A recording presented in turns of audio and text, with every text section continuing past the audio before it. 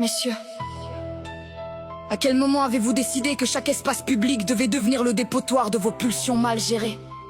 À quel moment avez-vous cru que vos frustrations sexuelles donnaient un droit d'envahir, de salir, de réduire, de traquer? Parce qu'aujourd'hui, il suffit qu'une femme existe en ligne pour que certains débarquent comme des charognards numériques. Elle parle? Vous sexualisez sa voix. Elle danse? Vous transformez son corps en débat public. Elle poste une photo? Vous vous sentez autorisé à écrire ce que même les égouts auraient honte de transporter. Et le plus inquiétant, c'est cette normalisation, cette banalité du malaise. Comme si les femmes devaient accepter d'être constamment observées, évaluées, fantasmées, disséquées par des inconnus incapables de maîtriser 3 secondes de pulsion primitive. Vous appelez ça être un homme? Non. Être un homme, ce n'est pas transformer chaque femme croisée en objet de consommation mentale. Ce n'est pas confondre désir et irrespect. Ce n'est pas faire de la vulgarité une identité entière. Parce qu'il faut le dire clairement, beaucoup ne cherchent même plus l'amour, ni la connexion, ni même la séduction. Ils cherchent une décharge émotionnelle, un exutoire, une façon pathétique de remplir un vide intérieur immense avec des phrases sales lancées au hasard sous des publications. Et ensuite, vous vous demandez pourquoi tant de femmes ferment leurs messages privés. Pourquoi elles se méfient, pourquoi elles filtrent, bloquent, disparaissent, se protègent. Mais regardez ce qu'elles reçoivent chaque jour. Des commentaires qui rendent des sous-entendus lourds comme du béton. Des compliments qui ressemblent à des intrusions. Des regards numériques qui déshabillent sans jamais demander la permission. Alors messieurs, allez soulager votre libido dans la cuvette des toilettes, pas sur les réseaux sociaux. Allez étouffer vos pulsions ailleurs que dans les commentaires, les messages privés, les regards qui salissent tout ce qu'ils touchent. Les femmes ne sont pas vos exutoires, elles ne sont pas vos distractions.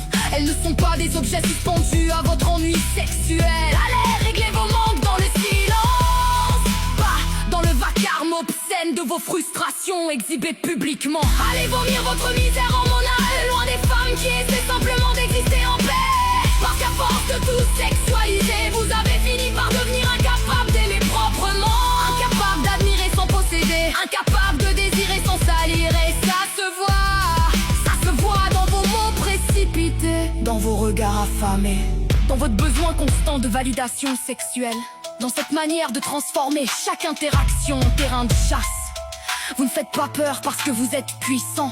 Vous mettez mal à l'aise parce que vous êtes incapable de limite. Et il y a quelque chose de profondément faible dans un homme incapable de contrôler ce qu'il impose aux autres. Un homme digne sait se contenir. Un homme digne sait respecter. Un homme digne comprend qu'une femme n'existe pas pour nourrir son ego, son désir ou sa solitude. Alors oui, certains devraient vraiment apprendre ceci une bonne fois pour toutes. Les pensées ne méritent pas d'être écrites. Tous les désirs ne méritent pas d'être exposés. Et toute pulsion non maîtrisée finit toujours par révéler la pauvreté intérieure de celui qui l'affiche fièrement.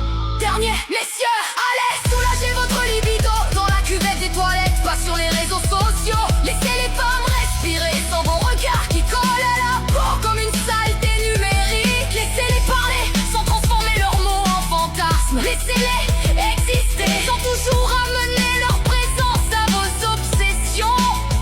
Parce qu'un homme qui ne sait pas maîtriser ses pulsions n'est pas authentique. Il est simplement prisonnier de lui-même. Messieurs,